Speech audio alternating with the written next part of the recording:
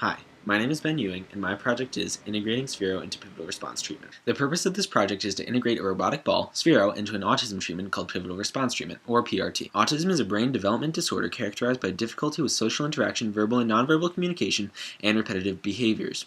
There is no cure, only treatment. One type of treatment is pivotal response treatment, which utilizes the key ideas of child choice, child-initiated play, expressive language, symbolic play, natural enforcers, task variation, and rewarding attempts. The ultimate goal is to improve motivation and self-initiation. Sphero is a ball that can play sounds, flash lights, and move around. In order to integrate PRT and Sphero, I designed 3 activities that the child could carry out with the ball that would utilize the key components of PRT. In the first activity, the child is prompted to request a color, and Sphero turns that color, thus naturally reinforcing the child's request. The child also requests Sphero to roll around, and Sphero does so. In the second activity, Sphero and the child engage in a back-and-forth conversation. There are a number of pre-recorded phrases that Sphero can say in response to the child. The pre-recorded phrases model a certain type of social situation that the child might be struggling with. The third activity involves having Sphero model an emotional state using colors, sounds, and movement to see if the child can attribute social behaviors to objects. I worked in the Technology and Innovations Lab at Yale University under the supervision of Dr. Frederick Schick.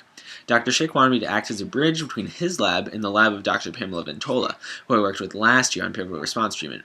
This involved learning all the intricacies of pivotal response treatment from Dr. Ventola and working them into social robots with Dr. Schick. Once I had designed the activities for the robot to do, Dr. Schick and his research associates helped me program the ball. The research is ongoing at Yale University and is expected to go until mid-December, at which point it will have taken 4 months to complete from the birth of the idea to the completion of data collection. Pivotal response treatment was developed by Drs. Robert and Lynn Kogel at the Kogel Autism Center at the University of California, Santa Barbara. In Hyder and Simmel's study in 1944, they showed this video and asked the participants what scenario was being played out by these shapes in order to test their social attribution abilities. In 2000, Ami Klin at Yale University showed the same video to children with autism and found that most struggle with this task. We used these studies as a guide in designing Activity 3, where we test the participants' social attribution ability. In order to properly integrate PRT into activities that could be completed with Sphero, I first had to understand the limitations of Sphero and the types of data we could collect.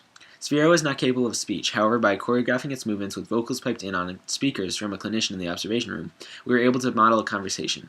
Also, because Sphero does not understand speech, we needed a clinician to control Sphero remotely from the observation room. Also, we needed to come up with noises and movements that correctly generate the emotional responses of happiness, sadness, and anger in most people. After surveying other people in the lab, we discovered which noises and movements best represented each emotional state. Other problem was data collection.